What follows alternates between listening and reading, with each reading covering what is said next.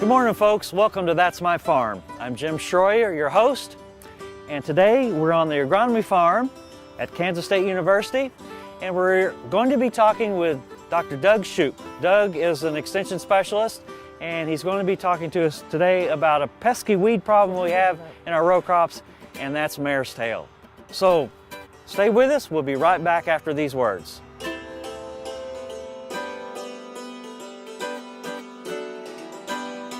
Closed captioning brought to you by Kansas Soybean Commission. The Soybean Checkoff Progress, powered by Kansas farmers. That's My Farm is brought to you in part by Tallgrass Commodities. Big enough to serve, small enough to care. Good morning, folks. Welcome to That's My Farm. I'm Jim Shroyer, your host. And today, folks, we're in luck because we have Dr. Doug Shoup, a colleague of mine. He's the Southeast area extension specialist, and but truth be known, he's kind of a weed specialist as well, and we're going to be talking about some weeds. Although, Doug, thanks for being here. Yeah. And Doug, although we're on a foggy day here in wintertime, you know, planting's a little ways away, there are a few weeds that farmers need to be thinking about right now, and I'm thinking one or two, and so let's have it. Okay. Let's talk about those pesky weeds. Yeah, exactly. So it's really cold out today, and you don't think a lot about doing spray operations in the winter, but if you haven't done any sort of burn down applications this fall, really we need to think about the next 2 months of getting the sprayer fired up and controlling a couple difficult weeds. One would be Marestail, and that's the big one. That's the big one, and we've done a better job over it the last several years, but it's very inconspicuous this time of year. And if you don't get it controlled, say, before the month of April, it can really get away from you, and then it's really difficult to control. And that's for all the crops. I mean, not just one particular. It's for all of them. Yeah. So what makes Marestail such a problem weed? Sure.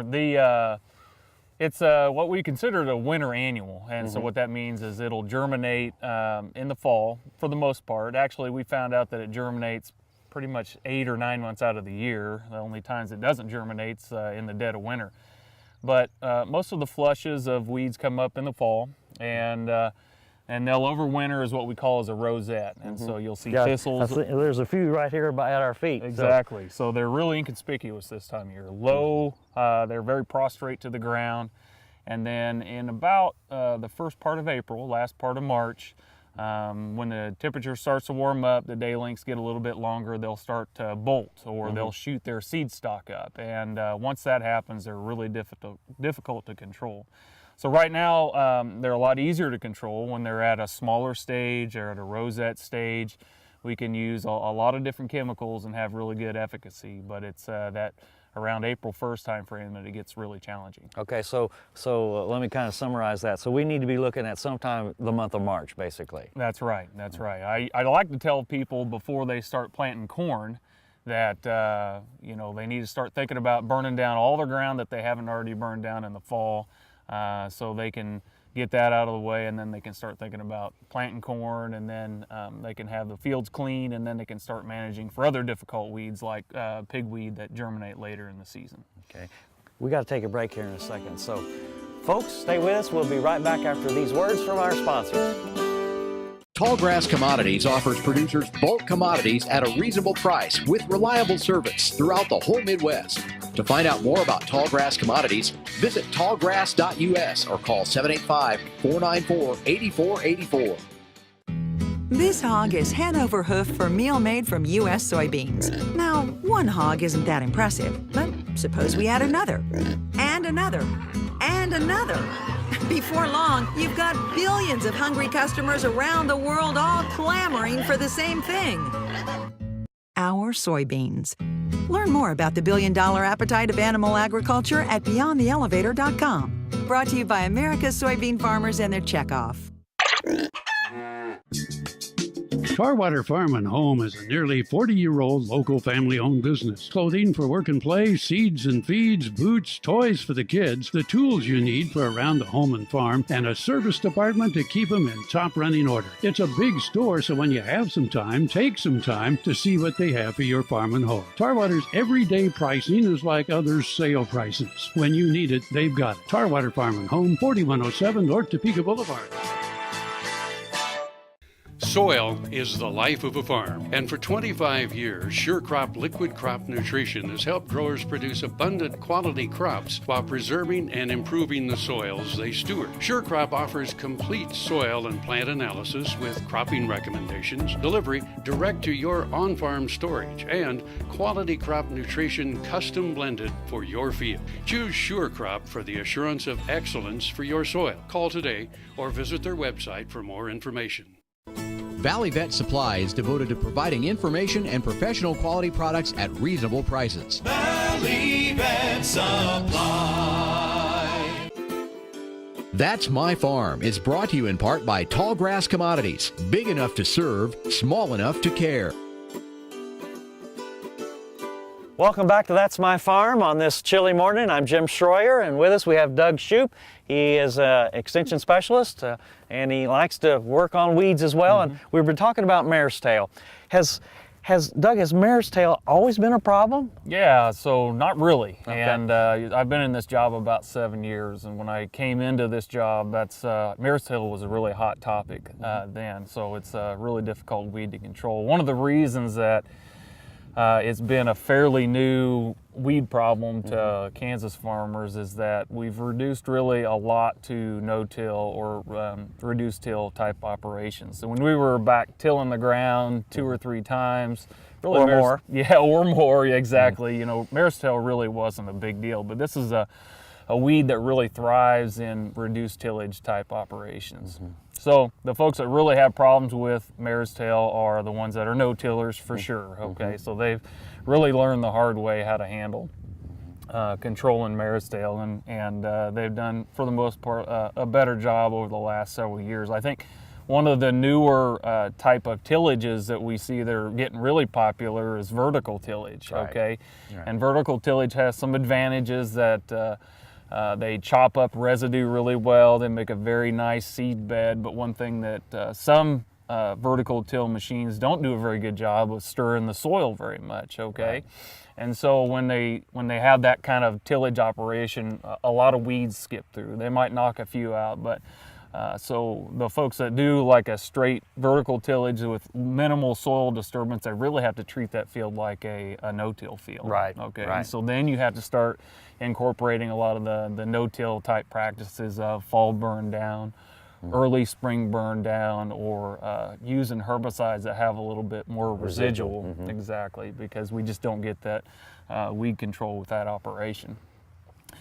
The other thing that's been the one trend that's really moved us to having a more difficult time controlling Marestail, the tillage side of things, but the other one has been glyphosate resistance. And we've really relied on glyphosate a lot since...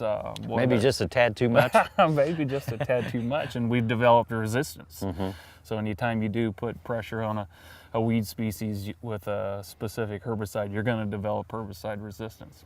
And so Marestail resistance was first discovered probably in the early 2000s in Kansas, and then it really exploded over a lot of the part of the state. And one of the reasons is it's a wind-blown seed, okay? So you can do a lot of management in your own field, but this wind will carry seed miles, and so it's a really difficult thing to control locally. And so that's, I think, really aided in the spread of glyphosate resistance. And really, glyphosate wasn't that effective at controlling Marestail even when it was susceptible, when it actually bolted. But when we developed resistance, we really eliminated that tool from our toolbox to control Marestail. Okay. Doug, we've got to take another break here, so hang on. Don't run off. We'll be right back. Folks, now's the time to go get a cup of coffee. We'll be back in just a few minutes.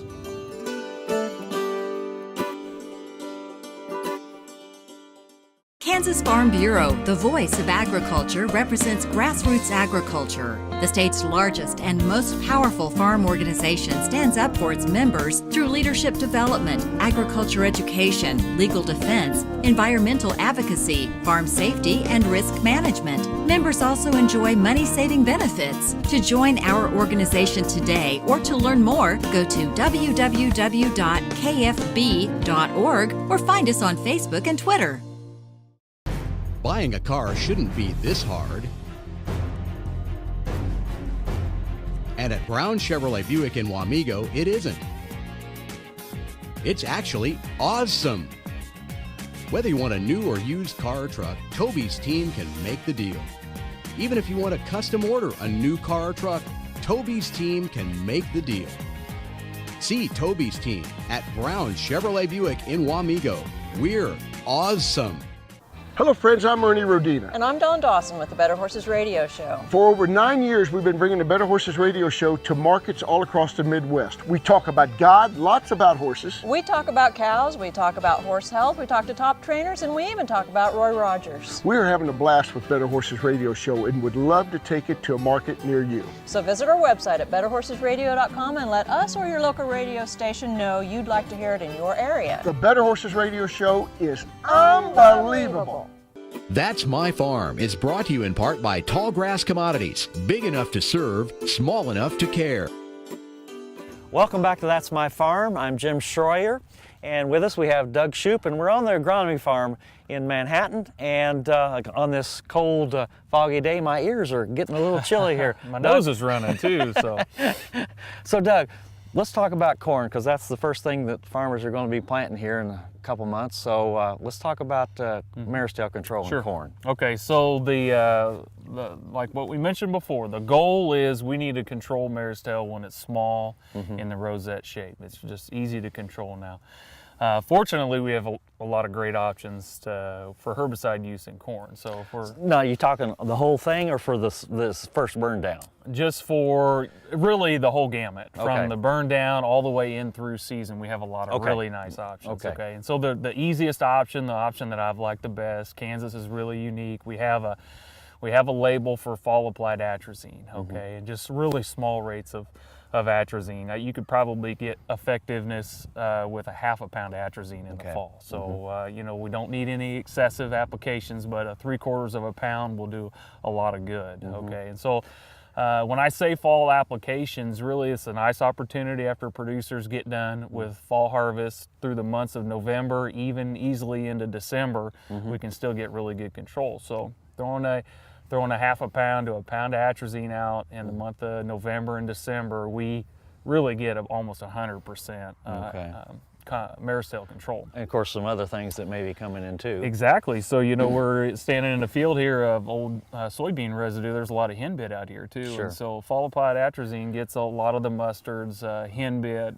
It does great on Marestail and a lot of our winter annuals. Okay. But we're past November and December. We are, and you know, there's almost a no man's land couple months in here in January and February, where rarely we have a really good time to spray. So really the next step is, in the month of March, definitely before I start thinking about planting corn, we need to get our burn downs put on. And again, atrazine, even in the month of March, is really effective as well. Again, will you use the half to 3/4 of rate again? Yeah, and actually if we're in the month of March, you know, we're close enough to corn planting time in most of the state that I would just, if you wanted to put a heavier rate, we're allowed 2 pounds of atrazine a year. What we're allowed to use, I would be fine with using that rate in the month of March. Just be cognizant of later herbicides you put on later, you have to stay under that Kansas restriction. That total 2 pounds. Okay, so let's continue then. If you're applying some here in March, how long is that going to carry you? You alluded to it there. You can go with a higher rate. Other things, but For Marestail control, it's of course it depends on the weather and it depends on soil type, how long atrazine is going to carry you. But pH. It'll definitely get us past that April flush. Okay, and so now if Marestail gets away from us, if it starts to bolt, then we need to look at other chemicals in corn that work really well. There's a lot of bleachers that work excellent, and there's also some growth regulators that work excellent, like Status is one that comes to mind that works really good. It's a dicamba product. So. Okay, hang on, we got to take a break here. Folks, let's take a break. We'll be right back after these words.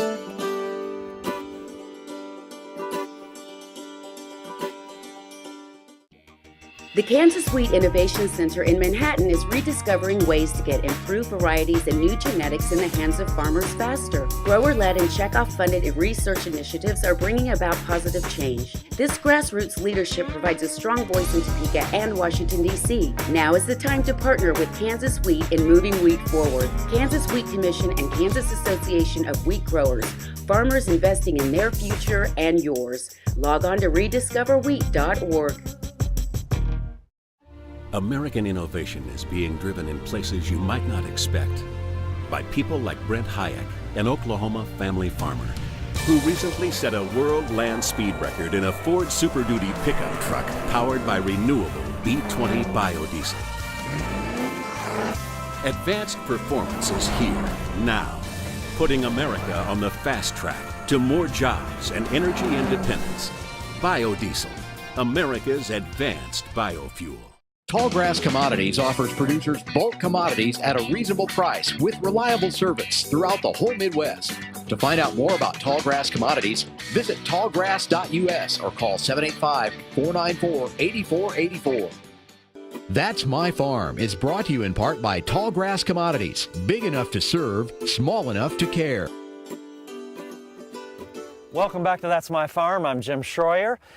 We have Doug Shoup with us, and we're talking about weed control, and we talked about corn. So Doug, let's talk about two divergent crops here. Let's talk about grain sorghum and wheat. Okay. Marestail control in those two crops. Sure. Let's start with grain sorghum, because we just talked about corn, because they share a lot of the similar herbicides, and actually the spectrum of chemicals to use in sorghum has shrunk considerably compared to corn. So, but still, we're allowed to use atrazine. Okay, and again, that fall burn down is a perfect time to fall burn down is a perfect time to use atrazine ahead of sorghum as well. Okay, we do typically plant sorghum a little bit later. A person could actually have some flushes get away from you, but again, we can use some growth regulator herbicides in crop that might not work very well, but they should provide a little bit of control. Okay, things like 2,4-D and clarity. Okay. Another product that's fairly new in sorghum production has been widely used actually over the last couple of years is Husky, and that is a bleacher herbicide that we can get very good control with post-emerge. So Husky actually works really good on Marestail even after it's bolted in sorghum. Okay. Now with wheat, really the Marestail itself is not very competitive. Okay, and so we don't really want to control, or we like to control weeds, right? But it's not really costing us a lot of yield loss. But the one thing that is important is controlling Marestail in wheat, because if you don't control it and then you have a problem in the fallow, or folks that do double crop milo, it's going to hurt you down the road. Exactly. And so again, it's that thing will germinate with wheat in the fall, it'll survive through the winter, and then it'll start to bolt as the wheat starts to joint and get a canopy going. Right. So things we can use for Marestail control in wheat are Finesse, a lot of those SU type herbicides, Glean, Ally, Finesse, they work very well. The other thing is, again, Husky actually was the product that I just mentioned on sorghum, but it originally was released for wheat. Exactly. And so it has a really nice fit for that, and there's a nice flexibility, a window when we can actually spray Husky or Finesse in the spring. The wheat can actually get some pretty decent size on it, just as long as it's not in the boot stage or there's no flag leaf showing. There's a nice window of application time, and we can get really good control. Finesse probably will work better in the winter when it's in rosette stage, and Husky is really kind of a rescue treatment if it gets away from it. This time on, basically February, March. That Husky we could probably even use into April, and that's kind of revenge, isn't it? At that particular point, that might be involved. well, okay. We got one more crop to cover, and when we'll talk about soybeans after we take this break. Folks, stay with us. We'll be right back.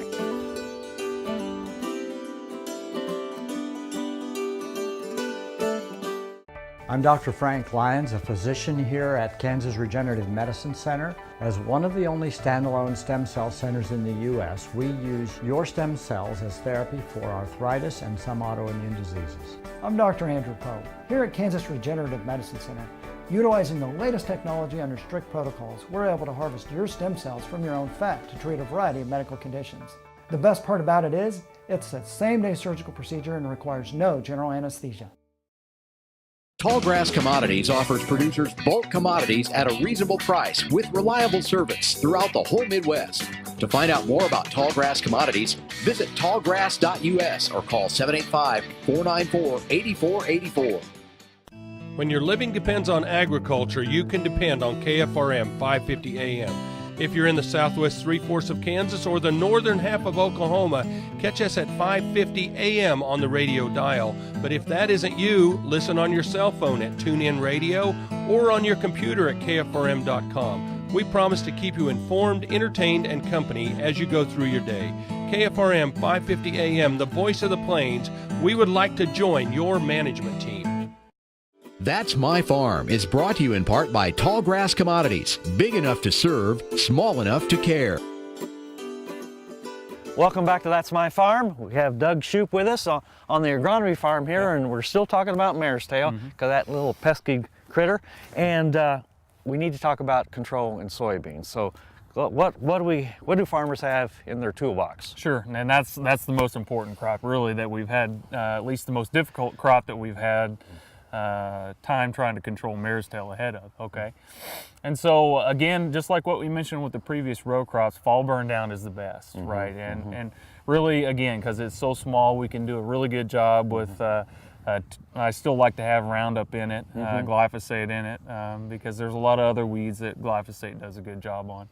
But something with a 2,4-D or a dicamba product in it, those growth regulator herbicides, we can get really good control in the fall. Again, in that November, December time frame. Yeah, exactly. So that, we can't use atrazine, of course, ahead of soybeans, but it's been that's a really easy, flexible. There's a lot of other options too.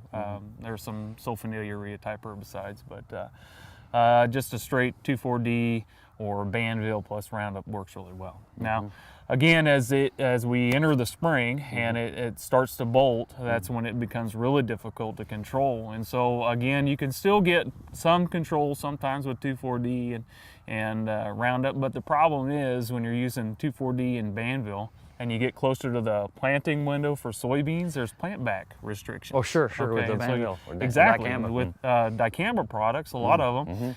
A lot of the most popular ones, it's a 30-day residual that you can't plant soybeans, and it's a pretty significant deal. So that gets producers a little bit jumpy on what product to use. And so then as you get closer to planting time, you have to switch your products up. But still, we're talking about March for the burn down in the spring. I would still consider the March time frame. We can still kill it with a 2,4-D and a glyphosate, but I'm thinking more as we get into April. If you let it slip away from you, and as you move into April and you have Marestail that's starting to get knee high, hopefully it's not that high, or at least boot top high, then that can be a problem. Okay.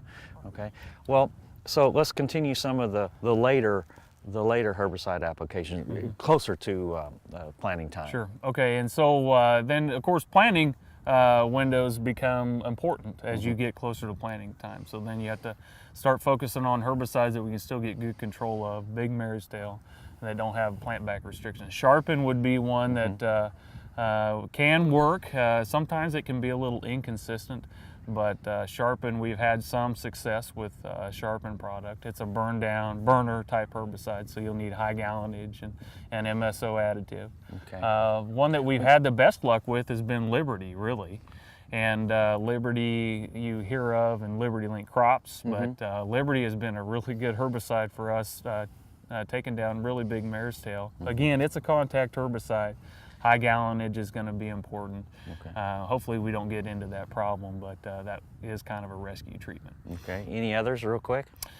In crop, a Roundup and First Rate we have found to be the best solution in crop if you've already planted it and you have big Marestail.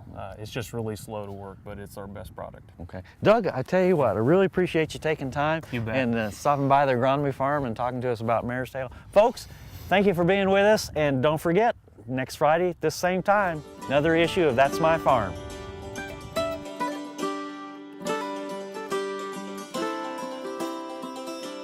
Closed captioning brought to you by Kansas Soybean Commission. The Soybean Checkoff Progress, powered by Kansas farmers.